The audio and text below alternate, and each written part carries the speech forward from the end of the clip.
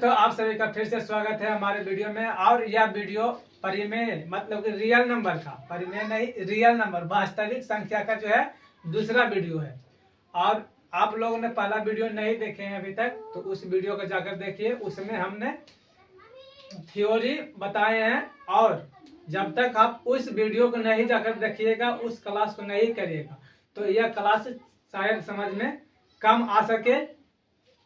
तो देखिए, पिछले के वीडियो में हमने जो है बता रहे थे वास्तविक संख्या के बारे में। वास्तविक संख्या के बारे में छोटे छोटे चीजों के, वास्तविक संख्या में ही छोटे छोटे चीजों के बारे में जानना बहुत आवश्यक है। जैसे कि अंक के बारे में हमने बता रहे थे, तो अंक 0 से लेकर 9 तक को अंक कहते हैं, और अंकों की कुल संख्या 10 होती है। 0 1 2 3 4 5 6 7 8 9 तक जाइए, और 0 से 9 तक को गिनिएगा तो 10 गो अंक हो जाएगा। तो इसके बाद मैंने बता रहे थे कि अंकों मतलब कि 0 से लेकर 9 तक जो अंक होता है, उसी के सहायता से जितना बड़ा से बड़ा संख्या आप बना सकते हैं। और सभी अंक को जो है संख्या कह सकते हैं, लेकिन संख्या को जो है अंक नहीं कह सकते हैं। इस प्रकार से मैंने बातों को लिखवाए थे। उसके बाद जितना भी, जैसे कि शून्य, कोई भी अंक ले लो, अगर जो उस संख्या के पहले कोई भी संख्या लो, मतलब 0 को छोड़कर कोई भी संख्या लो, उसके पहले अगर जो आप 0 लगा देते हैं, तो 0 लगाने के बाद उस संख्या में कोई भी परिवर्तन नहीं होता। जैसा कि मैं आपको ये बात समझाता हूं फिर से। देखिए, जैसे कि यह संख्या है 3 अंक की संख्या यानी 456, इसमें हम इसके पहले लगा देंगे 0, जितना मन करे उतना 0 लगाइए, तो आप पाइएगा कि इसमें किसी भी प्रकार का जो परिवर्तन नहीं हो रहा। लेकिन यही जीरो इस साइड में, मतलब इस संख्या के इधर लगाएंगे, तो संख्या में बहुत बड़ा एक बदलाव होता है। और यही सब बात मैंने पिछले के वीडियो में बता रहे थे, है ना।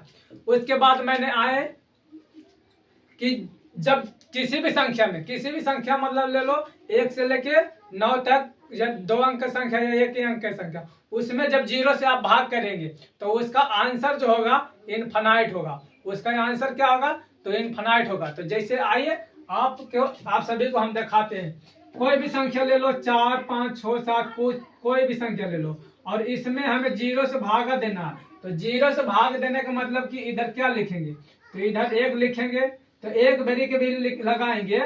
मान लो कि 0 बेरी के पहले लगाते हैं, तो 0 गुना 0, तो 0 ये साथ ही रह जाएगा। फिर 1 बेरी के लगाएंगे, तो 0 गुना 1 करेंगे तो 0 ही रहेगा। फिर 7, फिर 2 बेरी के लगाते हैं, तो 2 बेरी के लगाते हैं तो 0 गुना 2 करेंगे तो 0 ही रहेगा, 7 आ जाएगा यहाँ पर। फिर 3 बेरी के लगाते हैं, तो 0 गुना 3 करेंगे तो 0 ही आएगा, इस 7 रह जाएगा वही के वही। फिर हम 4 बेरी के लगाते हैं, 5 बेरी के लगाते हैं, 6 बेरी के। आपको जितना मन करता है उतना बेरी लगाइए, लेकिन 0 से, मेरा कहने का मतलब है कि 0 से किसी भी संख्या में आप भाग दे रहे हैं, मतलब 0 को छोड़कर, 0 से 0 में भाग नहीं देना है। 0 से कोई भी संख्या लो, 0 को छोड़कर उसमें भाग दे रहे हैं, तो भागफल जो है इनफाइनाइट आता है। भागफल इनफाइनाइट आता मतलब कभी नहीं कटने वाला है संख्या। ये बात लिखवाए थे। और उसके बाद मैंने बताया कि किसी भी संख्या से 1 2 3 4 5 6 7 8 9 10 11 12 1 अंक की संख्या हो चाहे 2 अंक की संख्या हो, मान लो कि हमें 2 अंक की संख्या लेना है, 23 24 ले लेते हैं, और इसमें जब हम 0 से भाग देते हैं तो इसका मतलब क्या आ रहा है? इसका मतलब आ रहा है क्या? तो इसका भागफल जो है 1 बेरी की तो लगेगा नहीं, क्योंकि छोटा है बड़ा है, तो 0 बेरी के लगाते हैं। तो 24 गुना 0 करेंगे तो 0 ही आ जाएगा। 24 गुना 0 करने पर 0 आएगा। बच्चा में पढ़े कि कोई भी संख्या से गुना करने पर, कोई भी संख्या को ले लो और उसमें उस संख्या को 0 से गुना करेंगे तो 0 ही मतलब कि गुणनफल होता है। तो यही इस संख्या को इसमें गुना किया जाता है तो 0 आता है। मतलब एक कहने का मतलब है हमारी कि किसी भी संख्या में 0 से अगर जो भाग दीजिएगा आप, किसी भी संख्या में 1 अंक की संख्या, 2 अंक, जितना मन करे उतना बड़ा संख्या लो, और उसमें 0 से भाग दीजिएगा तो उसका भागफल जो है इनफाइनाइट आएगा, मतलब कभी नहीं कटने वाला है। उसके बाद 0 में ही, मतलब 0 से अगला पॉइंट लिखाए थे कि 0 से किसी भी संख्या में भाग देंगे तो उसका वैल्यू, मतलब कि उसका जो है भागफल 0 प्राप्त आएगा, मतलब 0 निकल कर आएगा। उसके बाद मैंने प्राकृत संख्या के बारे में बताएं। प्राकृत संख्या कहते हैं किसको? तो गिनती वाली संख्या को ही प्राकृत संख्या कहते हैं, है ना। तो गिनती वाली संख्या, गिनती 1 से स्टार्ट होता है। ये एग्जाम्पल के रूप में 1 2 3 4 5 6 7 8 9 10 11 12 13 14 15 16 17 18 19 20, इस प्रकार से आप इनफाइनाइट तक जा सकते हैं। उसके बाद मैंने पूर्ण संख्या के बारे में बताया। तो पूर्ण संख्या उसे कहते हैं जब गिनती वाली ही संख्या में जीरो को शामिल कर लेते हैं, उसे पूर्ण संख्या कहते हैं। तो देखिए एग्जाम्पल हम बता देते हैं। पूर्ण प्राकृत संख्या, पहले आइए नेचुरल नंबर। नेचुरल नंबर में, नेचुरल नंबर यानी कि इसी को प्राकृत संख्या कहते हैं। तो नेचुरल नंबर भी एग्जाम्पल होता है, 1 से स्टार्ट होता है और इनफाइनाइट तक जाता है, इनफाइनाइट तक। ये कभी अंत नहीं होता, मतलब गिनती कभी सीमित नहीं है गिनती। उसके बाद होल नंबर के बारे में बताए थे, यानी कि पूर्ण संख्या, WHOLE, whole number. Whole number यानी कि पूर्ण संख्या ऐसे कहते हैं, पूर्ण संख्या। तो पूर्ण संख्या के बारे में बता रहे थे, यानी कि इसको एग्जाम्पल में, इसका एग्जाम्पल 0 से शुरू होता है और इस प्रकार से चलते जाता है इनफाइनाइट तक। इसमें पूर्ण संख्या में 0 ही को शामिल कर, पूर्ण संख्या प्राकृत संख्या में ही 0 को शामिल कर लेंगे तो वह संख्या पूर्ण संख्या कहलाता है। अब आइए आज का टॉपिक जो है रहेगा हमारा, आज का टॉपिक रहेगा प्राकृत संख्या तो हो गया, पूर्ण संख्या भी हो गया। आज पूर्णांक संख्या पढ़ते हैं। तो पूर्णांक संख्या उसे कहते हैं धनात्मक कॉमन ऋणात्मक एवं शून्य को मिलाने से प्राप्त संख्या को पूर्णांक संख्या कहते हैं। जैसे कि एग्जाम्पल में ले लेते हैं 0 1 2 3 4 5 6 डॉट डॉट डॉट इनफाइनाइट तक। और इधर -1 हो जाएगा, -2 हो जाएगा, -3 डॉट डॉट डॉट माइनस में इनफाइनाइट हो जाएगा, है ना।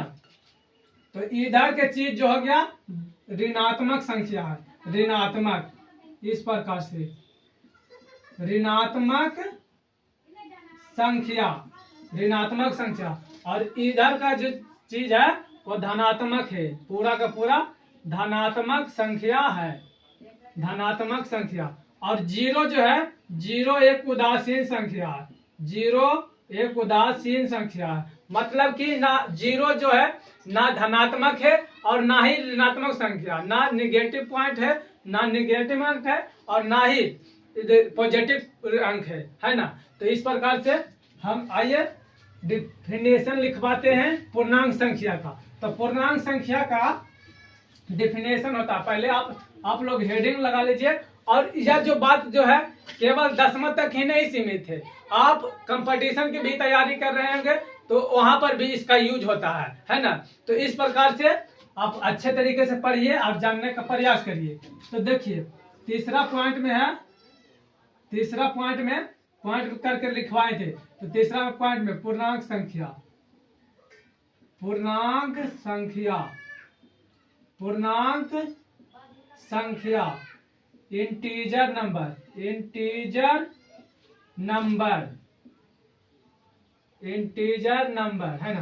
तो देखिए इसको कहते हैं क्या, मतलब इसका परिभाषा होता है क्या, तो धनात्मक, धनात्मक कौमा ऋणात्मक, कौमा ऋणात्मक एवं शून्य को, एवं शून्य को मिलाने से, मिलाने से प्राप्त संख्या को, प्राप्त संख्या को पूर्णांक संख्या, पूर्णांक संख्या कहते हैं, पूर्णांक संख्या कहते हैं। एग्जाम्पल के रूप में आ जाइए, एग्जाम्पल के रूप में हम यहाँ से लिखना चालू करते हैं। तो 0 यहाँ है, तो 0 के इधर पूरा का पूरा जो है धनात्मक संख्या हो जाएगा, धनात्मक, इस प्रकार से। और इसका अंत नहीं होता है, मतलब गिनती जो है सीमित नहीं है, असीमित है। और इधर का चीज माइनस में हो जाएगा, इधर का चीज माइनस में हो जाएगा, माइनस में इनफाइनाइट, माइनस में इनफाइनाइट, इस प्रकार से आप लोग लिखिए, है ना। इधर का चीज जो है जीरो का इधर जितना है सभी का सभी ऋणात्मक संख्या है, ऋणात्मक संख्या, ऋणात्मक संख्या। और जीरो की इधर वाला सभी संख्या है जो धनात्मक है, धनात्मक संख्या, धनात्मक संख्या। और जीरो जो है यहाँ पर उदासीन संख्या है। उदासीन कहने का मतलब ना ही धनात्मक संख्या है और ना ही ये जो है ऋणात्मक संख्या, मतलब दोनों के बीच में है ना। इस प्रकार से आप लोग लिख लीजिए। और पिछले के क्लास में मैंने बता रहे थे कि जीरो में अगर जो जीरो से भाग देते हैं तो उसका जो भागफल जो है जीरो नहीं होता है, ये अनिर्धार है। मतलब कि इसके बारे में अभी किसी भी वैज्ञानिक ने अभी तक सही सटीक जवाब नहीं दिए हैं, इसलिए जीरो को जीरो से भाग देने पर भागफल जीरो नहीं कहना है ना। इस प्रकार से आइए अगला पॉइंट चलते हैं। तो अगला पॉइंट में रहेगा हमारा परिमेय संख्या। परिमेय संख्या के बारे में अब हम पढ़ते हैं। तो परिमेय संख्या कहते हैं किसको? तो वैसी संख्या जो p बटा q के रूप में होता है, वैसी संख्या जो p बटा q के रूप में होता है। p तथा q एक पूर्णांक संख्या हो अर्थात q not is equal to zero. p तथा q एक पूर्णांक संख्या हो, उसे पूर्णांक के मतलब अभी जो हमने लिखा है पूर्णांक धनात्मक और ऋणात्मक से, है ना। तो आइए परिमेय संख्या के बारे में हम लोग जानते हैं, जानने का प्रयास करते हैं, सीखने का प्रयास करते हैं। तो अगला पॉइंट में रहेगा चौथा नंबर में लिख लीजिए परिमेय संख्या। परिमेय संख्या इंग्लिश में रेशनल नंबर बोला जाता है इसे, rational number, RATIONAL, rational number, NUMBER, rational number. वैसी संख्या जो p बटा q के रूप में हो उसे परिमेय संख्या कहते हैं। बस इतना आप लोग जानते हैं। तो आइए लिखते हैं वैसी संख्या जो p बटा q के रूप में, जो p बटा q के रूप में हो। p तथा q एक पूर्णांक संख्या हो, एक पूर्णांक संख्या हो, एक पूर्णांक संख्या हो अर्थात q not is equal to, इसे बोला जाता, इस चिन्ह को नॉट इज इक्वल मतलब कि q का मान जो है जीरो के बराबर नहीं रखना है ना। q not is equal to zero हो इस प्रकार से लिख लेंगे। उसे परिमेय संख्या कहते हैं, उसे परिमेय संख्या कहते हैं। एग्जाम्पल में आइए। तो एग्जाम्पल में देखिए, एग्जाम्पल में क्या होता है, या फिर आप इसी परिभाषा को इस तरीका से नहीं याद रहता है तो एक और परिभाषा होता है, उसको केवल सुन लीजिए। या फिर आप बोल सकते हैं वैसी संख्या जिसका पूरा वर्गमूल निकलता है उसे परिमेय संख्या कहते हैं। वैसी संख्या जिसका पूरा वर्गमूल जो है निकलता है, जैसे कि हम √4 देते हैं तो 4 किसका वर्ग करने पर आएगा? तो 2 को वर्ग करने पर आएगा।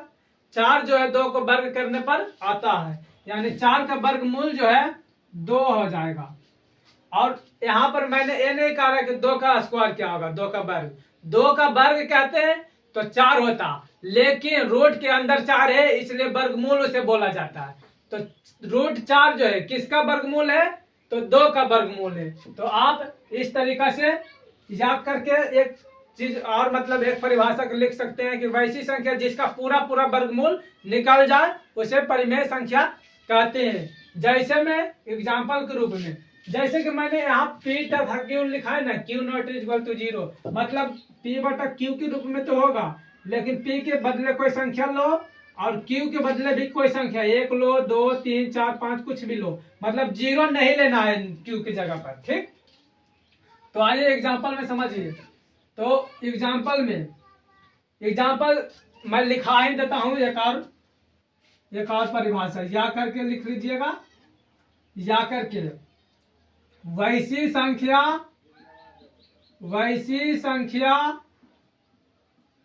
जिसका पूरा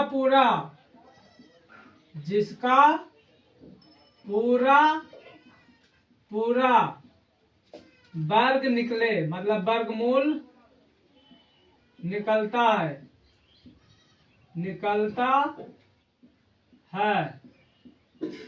उसे परिमेय संख्या कहते हैं, उसे परिमेय संख्या कहते हैं।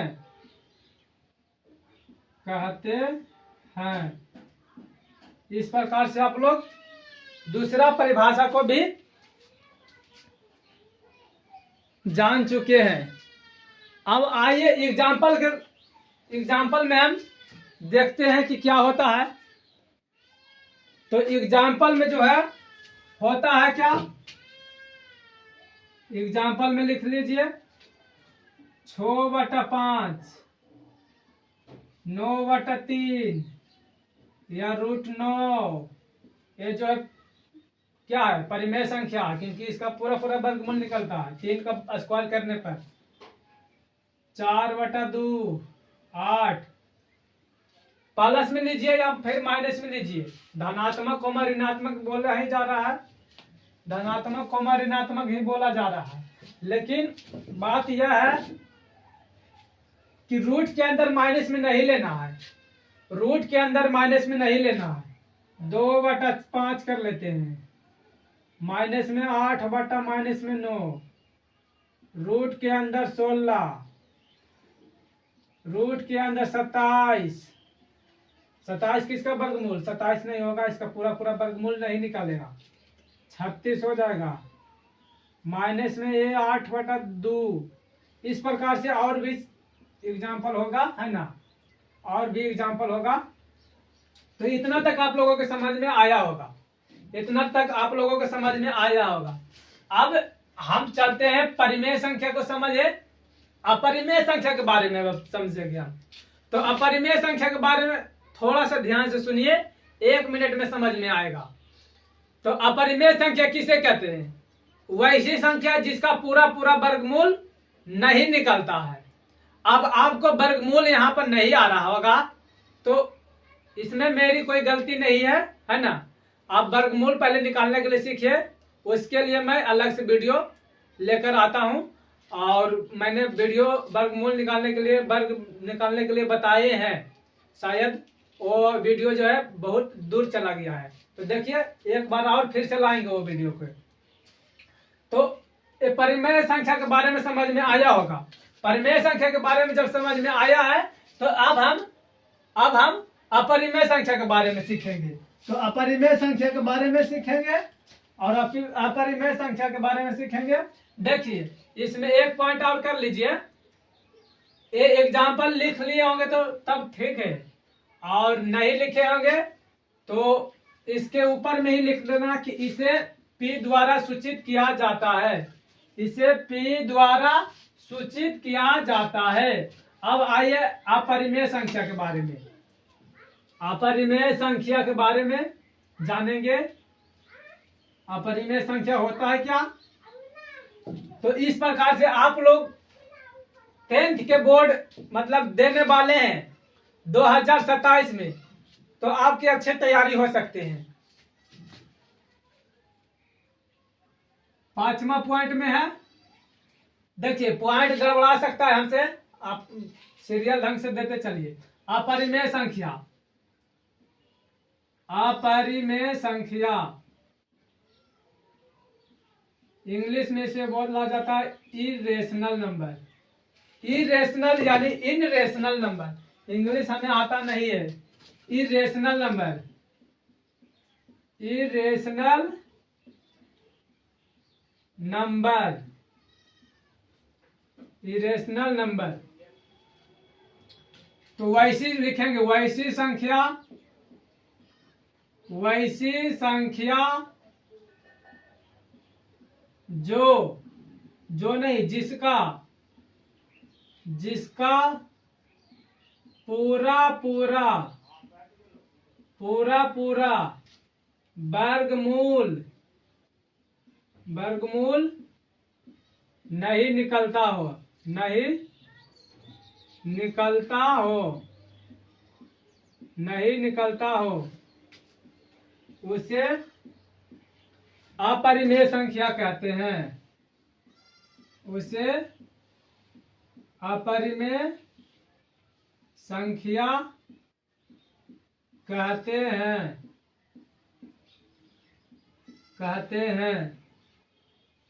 इसे मतलब अपरिमेय संख्या को ही, इसे मतलब अपरिमेय संख्या को ही, अपरिमेय संख्या को मतलब इसे आई नहीं, क्यू द्वारा सूचित किया जाता है।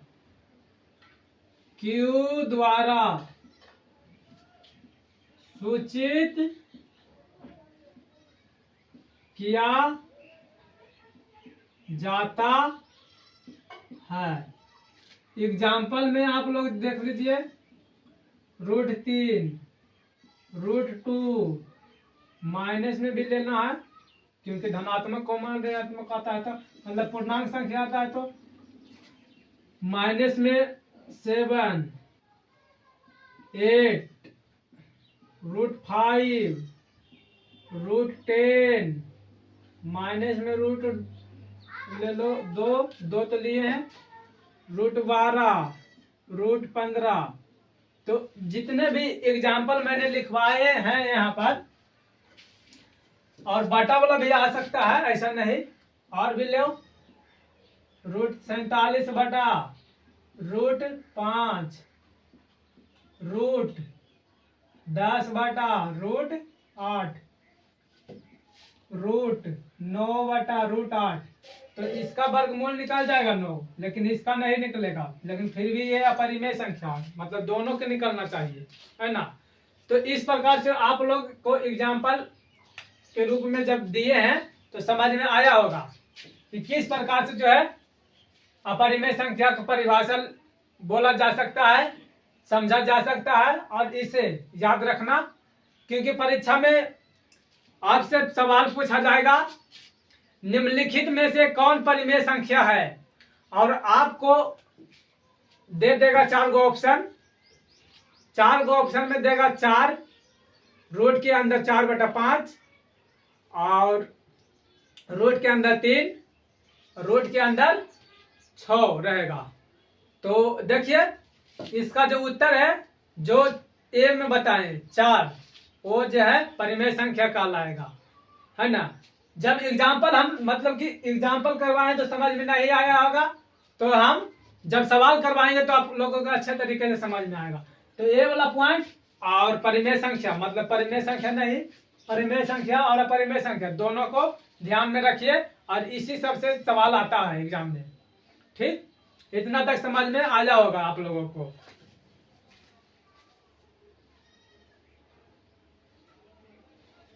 इसके बाद अब आ जाते हैं परिमेय संख्या का मानक रूप।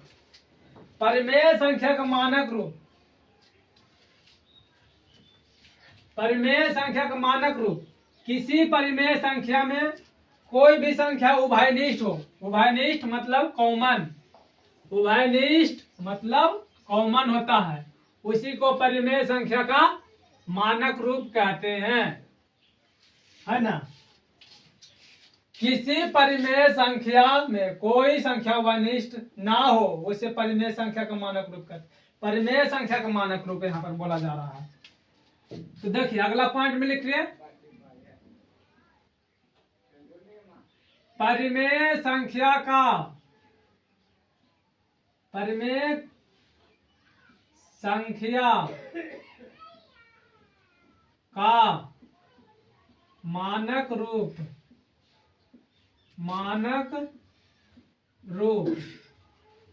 परिमेय संख्या का मानक रूप। इसे इंग्लिश में नहीं कुछ है, इंग्लिश में हमें भी नहीं पता है। वैसी संख्या जो परिमेय संख्या के रूप में होता है, ये तो समझ में आ जाएगा। किसी परिमेय संख्या में कोई संख्या, मान लो पहले लिखवा देते हैं परिभाषा। किसी परिमेय संख्या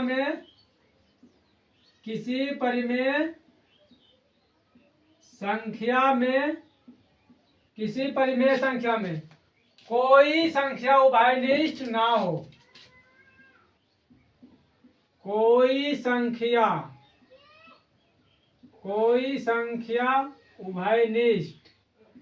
उभयनिष्ठ मतलब गुणन कॉमन होता है, कॉमन कोई संख्या उभयनिष्ठ ना हो उसे परिमेय संख्या का मानक रूप कहते हैं। ना हो उसे परिमेय संख्या का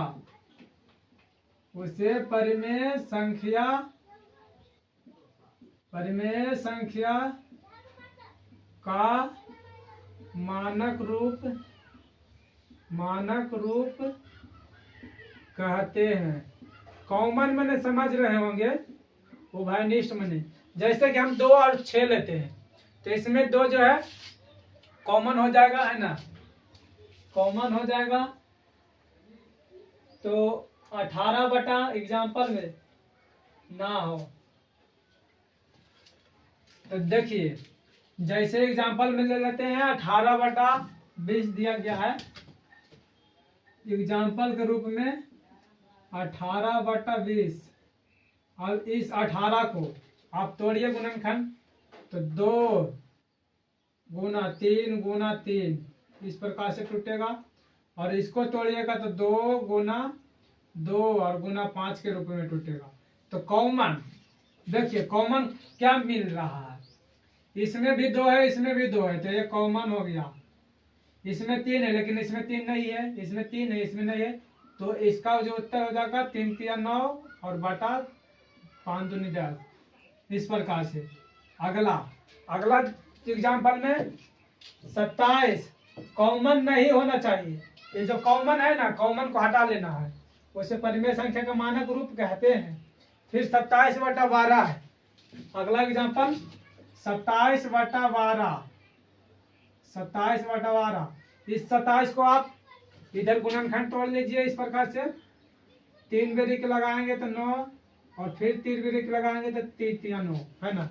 तो 27 को 3 गुना 3 लिख सकते हैं, गुना करने पर यही आएगा, 3 3 9 9 27। और इस 12 को 3 गुना 4 कर लेंगे, 3 गुना 4 के रूप में टूटेगा। तो ये संख्या जो है कॉमन आ रहा है ना। तो हो जाएगा 3 3 9 और 4 नीचे में बच जाएगा। अगला एग्जाम्पल 48 बटा 56। अपना मन से भी लेना है, ये एग्जाम्पल नंबर 3 हो गया। 2 था और A1 48 बटा 56। तो इस 48 को आप कॉमन फैक्टर जब तोड़िएगा इस प्रकार से, 2 बेरी के 24 और 2 बेरी के तोड़ो तो 12 और 2 बेरी के 6 और 2 बेरी के लगेगा तो 3, यानी कि 48 को 2 गुना 2 गुना 2 गुना 2 और गुना 3 गुना करिए तो 2 दूनी 4 दूनी 8 8 दूनी 16 16 48 होता है।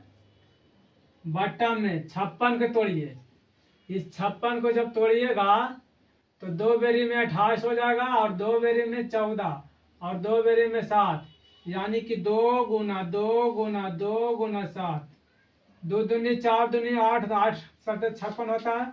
तो इसमें कॉमन क्या मिल रहा, A2 और A2, और अब तो कॉमन नहीं मिल रहा, तो ऊपर में हो जाएगा 6 और नीचे में हो जाएगा 7।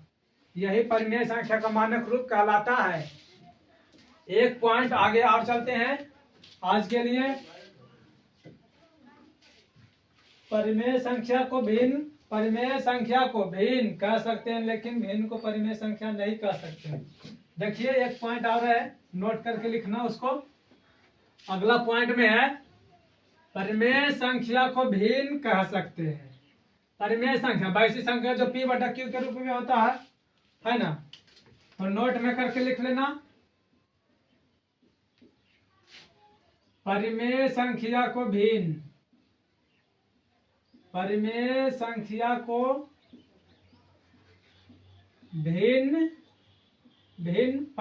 p बटा q के रूप में होता है ना जी, तो यही तो भिन्न कहलाता है, p बटा q के रूप में।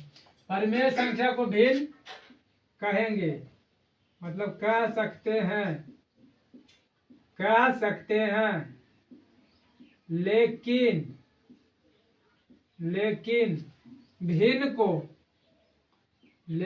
भिन्न को परिमेय संख्या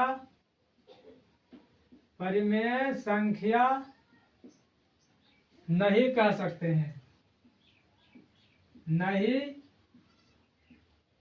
कह सकते हैं। इस प्रकार से अगला पॉइंट, परिमेय संख्या को p बटा q होता है, तो ये भिन्न है। भिन्न के रूप में जैसे भिन्न का जोड़ पढ़ते हैं 2/1/2 कुछ भी लो, तो ये भिन्न का जोड़ होता है, तो इसको आप कह सकते हैं परिमेय संख्या। इसको मतलब कि इसको भिन्न तो है ये है, तो इसीलिए इस परिमेय को ये परिमेय के रूप में होता है, इसको हम भिन्न बोलेंगे, लेकिन इस भिन्न को हम परिमेय नहीं कहेंगे। इस प्रकार से अब आइए अगला पॉइंट पर चलते हैं।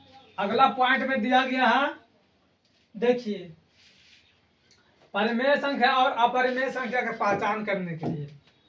तो पहले परिमेय संख्या और अपरिमेय संख्या कहते हैं किसको, वो चीज के बारे में मैंने बताए। परिमेय संख्या और अपरिमेय संख्या कहते हैं किसको, वो चीज के बारे में मैंने बताए। तो परिमेय संख्या जो वैसी संख्या जो p बटा q के रूप में होता है उसे परिमेय संख्या कहते हैं, और वैसी संख्या जो जिसका पूरा वर्गमूल निकलता है उसे भी परिमेय संख्या कहते हैं। परिमेय संख्या को दो परिभाषा लिखवाएं। उसके बाद जो है अपरिमेय संख्या के बारे में बताएं। तो अपरिमेय संख्या वैसी संख्या जो जिसका पूरा वर्गमूल नहीं निकलता है उसे अपरिमेय संख्या कहते हैं। तो आइए कुछ एग्जाम्पल है, सवाल पूछा गया है ना, सवाल पूछा गया है वही सब है। तो सवाल में लिख लेना, क्वेश्चन ही है, मान लो निम्न में से परिमेय तथा परिमेय संख्या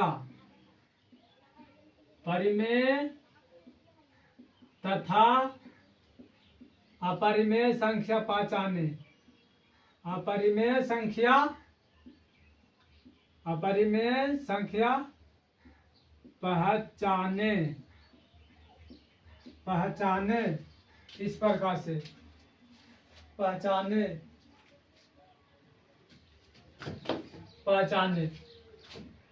√3 √9 पहला एग्जाम्पल है, दूसरा एग्जाम्पल है, तीसरा में है √12 और चौथा में है √16, पांचवा में है √25 बटा √36, छठा में है 4/6, सातवां में है √12 लिए हैं, और भी ले लेते हैं इधर से ही 5√5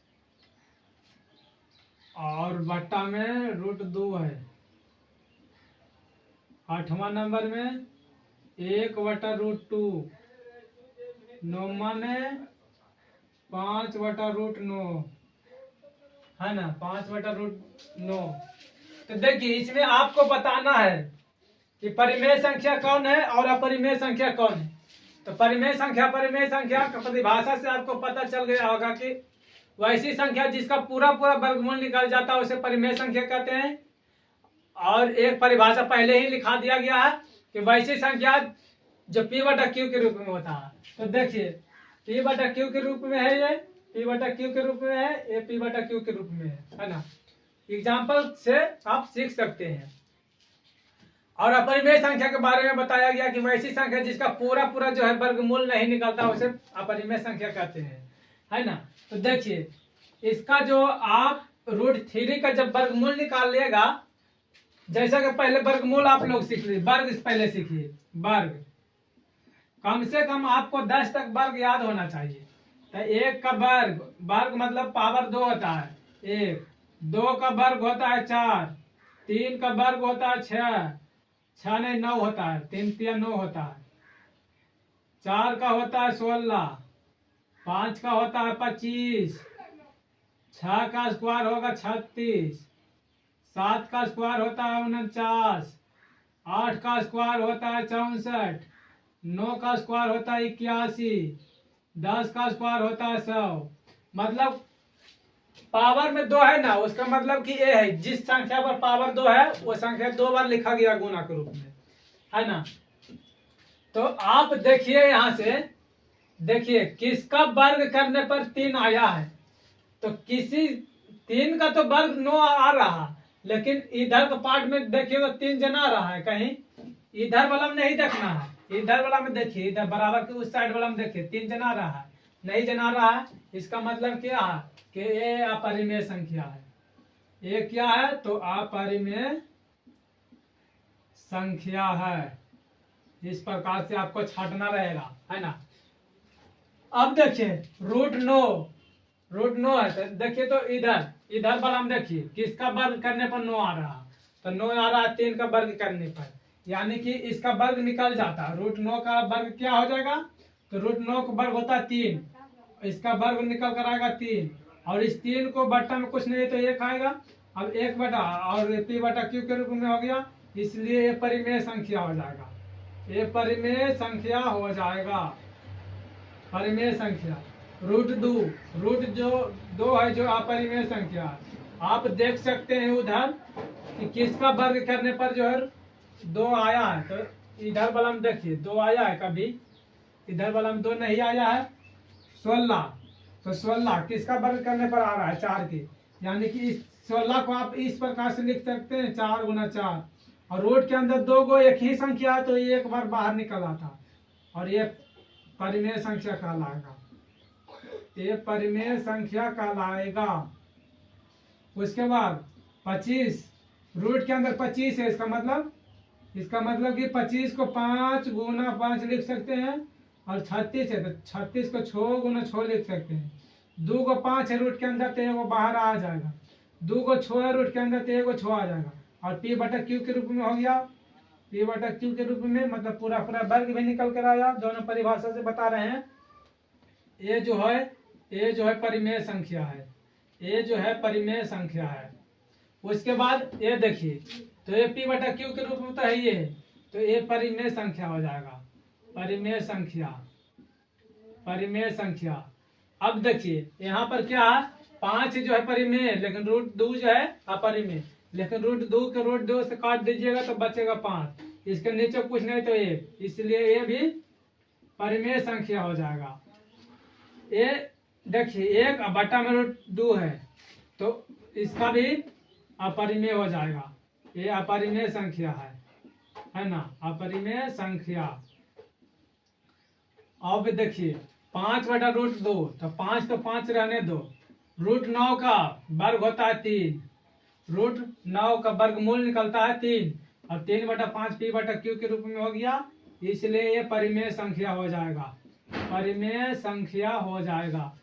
तो आशा करते हैं कि हमारी बातों, हमारी आज की क्लास, हमारे आज की सेशन जो है आप लोगों को समझ में आया होगा। और अगर समझ में आया होगा तो वीडियो को लाइक करके सब्सक्राइब कर लेना अपने चैनल को, हमारे चैनल को, ताकि जब भी वीडियो मैं डालूं अपलोड करूं तो सबसे पहले आप तक नोटिफिकेशन जाए। और वीडियो को शेयर करिए ताकि और भी बेहतर कंटेंट हम ला सकें। तो मिलते हैं नेक्स्ट डे, मतलब नेक्स्ट वीडियो के साथ। आज के लिए इतना ही, तब तक के लिए जय हिंद। जय भारत।